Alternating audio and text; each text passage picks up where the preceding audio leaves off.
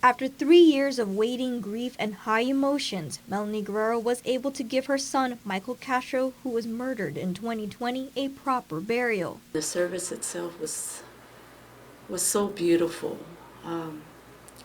Everyone that did show up. That's what I got from them. That what a beautiful service this was to remember Michael, and it just felt a huge sense of calmness the whole time in those moments. Getting there, and finally seeing his coffin and being able to walk up to it and touching the coffin, knowing that my son is in that coffin, finally having the service.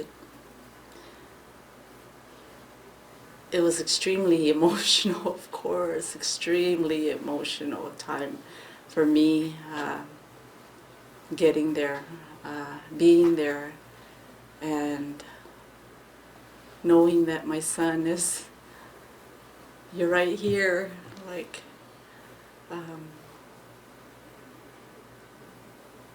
my heart just fell to the ground. Castro was laid to rest last Saturday at the KUAM Memorial Park in Barrigada. His body was only released this year. After having the long-awaited funeral, Guerrero said she and her family felt a great sense of relief, knowing that they can now see and visit Michael anytime.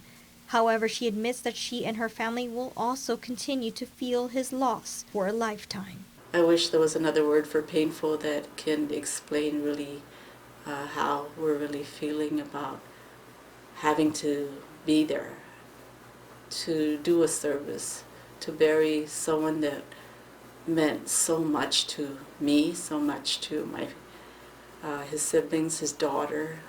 Even for her, that was, for a 10-year-old to have to go through that, it's extremely traumatic, right? Having to face that reality, that that's her daddy in that coffin.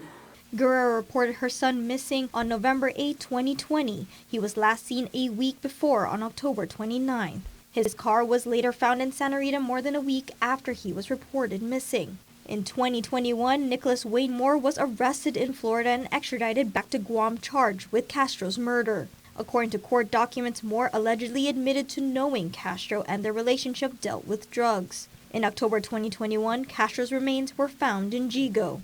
As she and her family await for the trial, anticipated to begin in early 2024, Guerrero and her family are now bracing themselves as they will have to relive those 3 years over again. I buried my son, and it's supposed to be like closure, but actually it's a different level of grief that I didn't really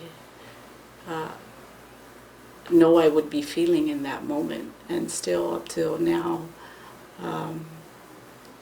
still have to deal with that grief and that loss, and that's going to continue. We all want to know how that is going to play out and what will happen there.